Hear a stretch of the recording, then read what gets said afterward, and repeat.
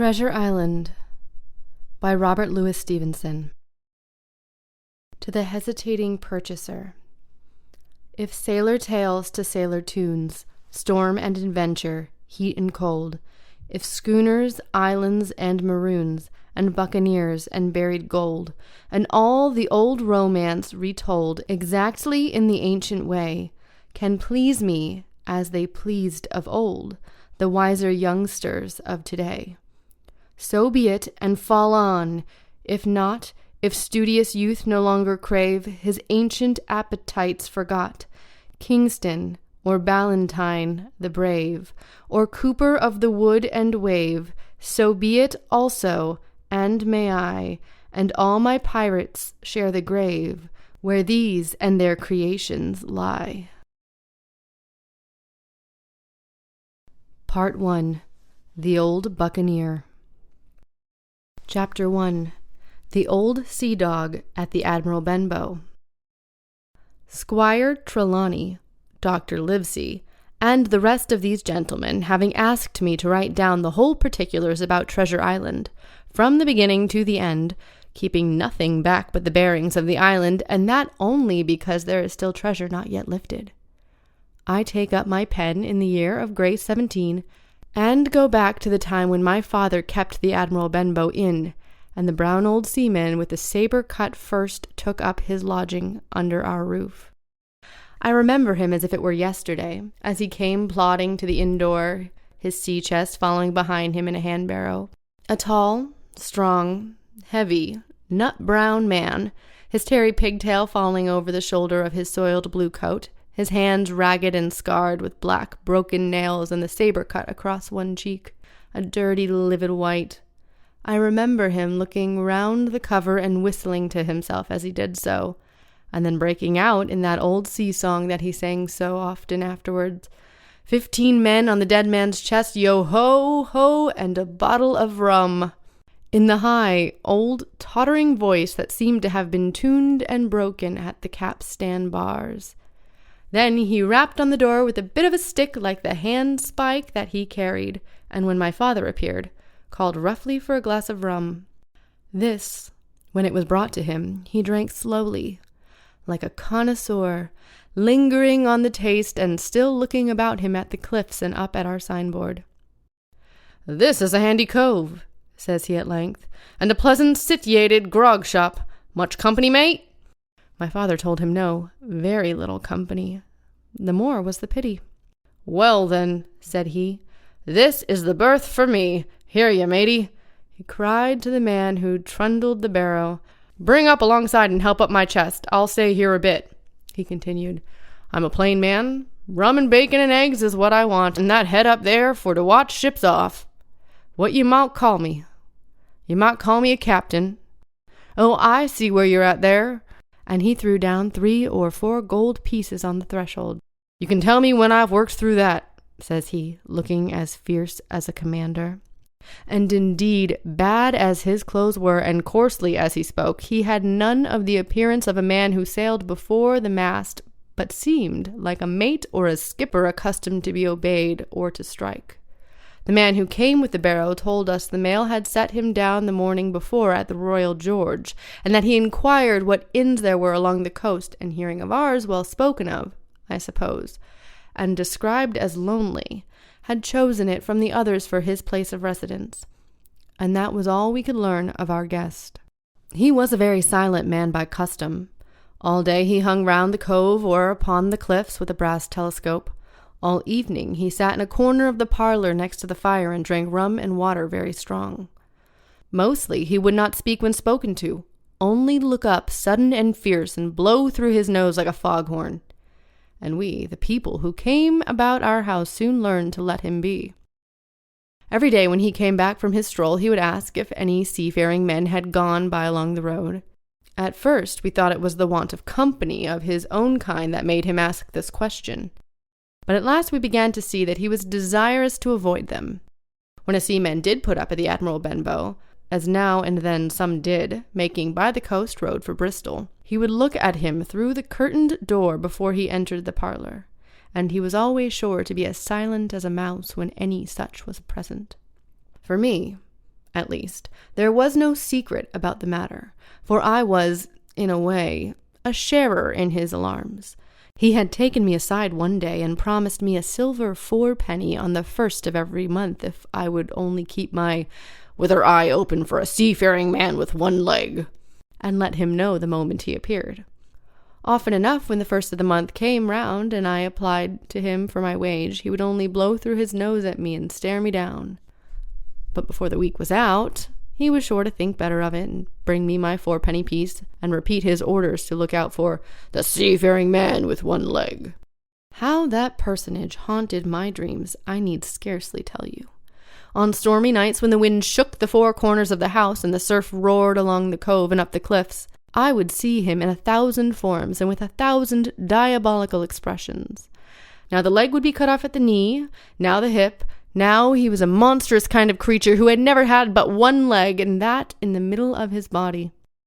To see him leap and run and pursue me over the hedge and ditch was the worst of nightmares, and altogether I paid pretty dear for my monthly 4 pence piece and the shape of these abominable fancies. But though I was so terrified by the idea of the seafaring man with one leg, I was far less afraid of the captain himself than anybody else who knew him. There were nights when he took a deal more rum and water than his head would carry, and then he would sometimes sit and sing his wicked old wild sea songs, minding nobody. But sometimes he would call for glasses round and force all the trembling company to listen to his stories or bear a chorus to his singing.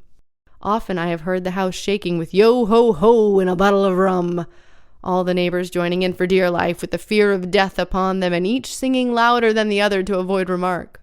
For in these fits he was the most overriding companion ever known. He would slap his hand on the table for silence all round. He would fly up in a passion of anger at a question, or sometimes because none was put, and so he judged the company was not following his story. Nor would he allow anyone to leave the inn till he had drunk himself sleepy and reeled off to bed. His stories were what frightened people worst of all. Dreadful stories they were, about hanging and walking the plank and storms at sea and the dry Tortugas and the wild deeds and places on the Spanish Main.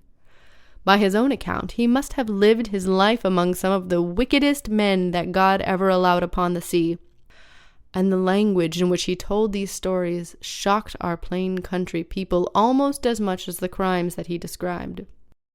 My father was always saying the inn would be ruined, for people would soon cease coming down there to be tyrannized over and put down and sent shivering to their beds. But I really believe his presence did us good. People were frightened at the time, but on looking back they rather liked it. It was a fine excitement in a quiet country life. And there was even a party of the younger men who pretended to admire him, calling him a true sea dog and a real old salt, and such like names, and saying there was the sort of man that made England terrible at sea. In one way, indeed, he bade fair to ruin us, for he kept on staying week after week, and at last month after month, so that all the money had been long exhausted, and still my father never plucked up in the heart to insist on having more. If ever he mentioned it, the captain blew through his nose so loudly that you might say he roared, and stared my poor father out of the room.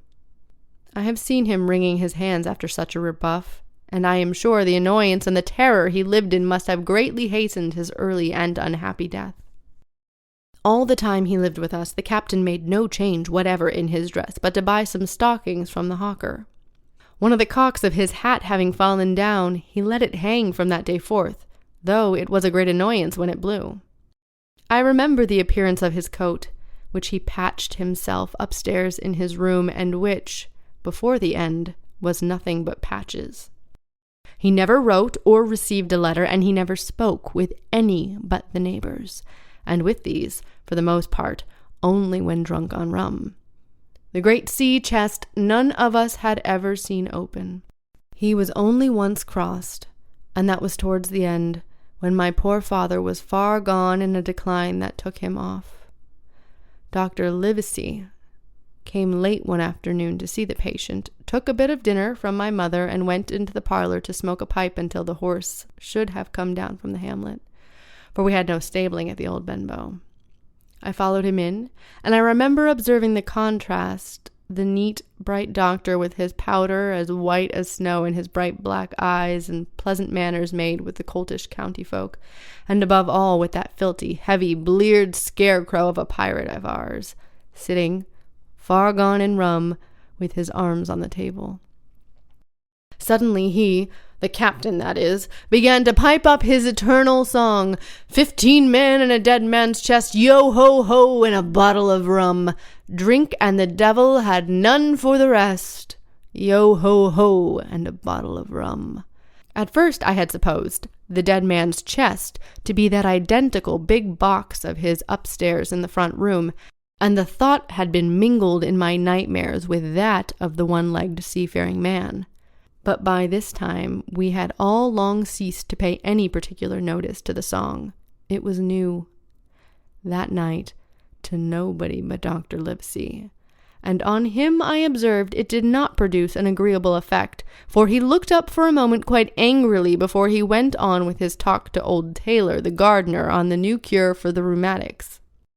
In the meantime, the captain gradually brightened up at his own music, and at last flapped his hand upon the table before him in a way we all knew to mean silence. The voices stopped at once, all but Dr. Livesey's, as he went on, as before, speaking clear and kind and drawing briskly at his pipe between every word or two. The captain glared at him for a while, flapped his hand again, glared still harder, and at last broke out with a villainous low oath. "Silence there between decks!" "Were you addressing me, sir?" said the doctor, and when the ruffian had told him with another oath that this was so.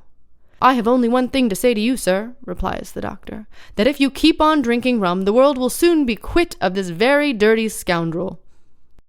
The old fellow's fury was awful. He sprang to his feet, drew and opened a sailor's clasp knife, and balancing it open on the palm of his hand, threatened to pin the doctor to the wall. The doctor never so much as moved.